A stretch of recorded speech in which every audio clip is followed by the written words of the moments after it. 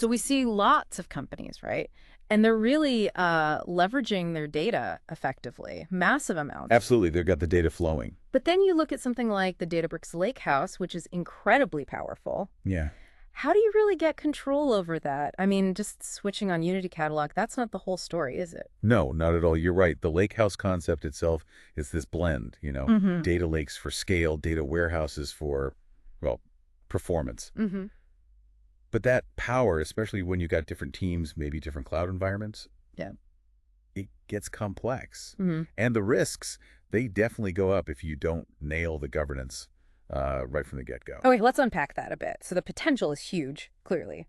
But without that solid framework, it's kind of like having this, I don't know, super-powered engine, but no steering wheel. That's a good way to put it, yeah. Yeah. No precise steering. And that's exactly where Unity Catalog is supposed to fit in. It offers that unified governance layer. For everything. Data, analytics. Yeah, data analytics, even your AI assets. It aims to be the central hub. Right. Unity Catalog is that essential piece for managing who gets access, for understanding data lineage. Where did this data actually come from? What's happened to it? Tracking its history. Super important. Crucial.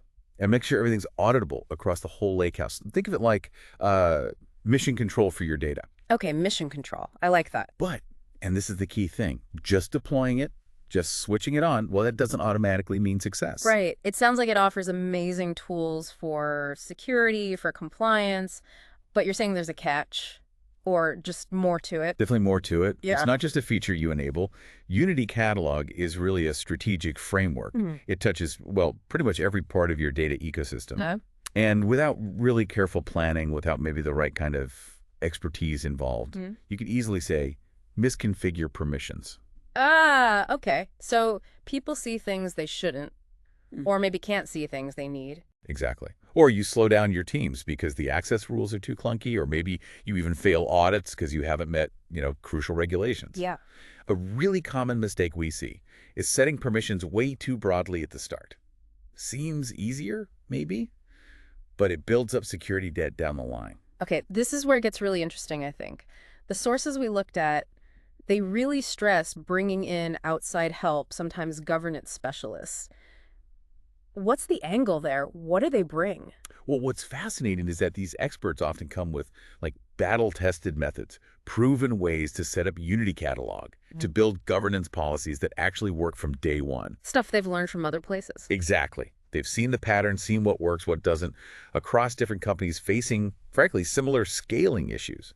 And critically, they help connect your governance plan directly to your actual business goals. Not just tech for tech's sake. Precisely. And their experience means you can often sidestep those common pitfalls, the ones that really slow you down or hurt your ROI. So they're kind of like the architects, yeah.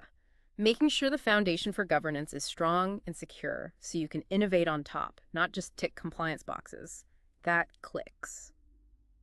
Now, for the leaders, the ones, driving these big data projects, what's the main takeaway for them? Yeah, connecting it up. For those enterprise leaders, bringing in that expert guidance often means, well, real business benefits, tangible ones. Like what? Like getting your governance framework up and running faster.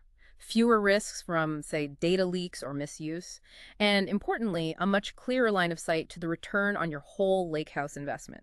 So it helps make governance less of a chore and more of an enabler. Exactly. It shifts governance from just being a regulatory hurdle to actually driving faster, safer decisions based on data and enabling that broader, secure access everyone wants. Okay. And flip side, what about the data pros, the engineers, the analysts, the scientists actually working in the Lakehouse every day?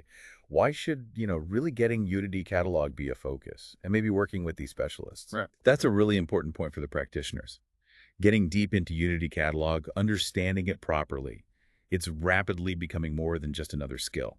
It's a real career advantage, I think. How so?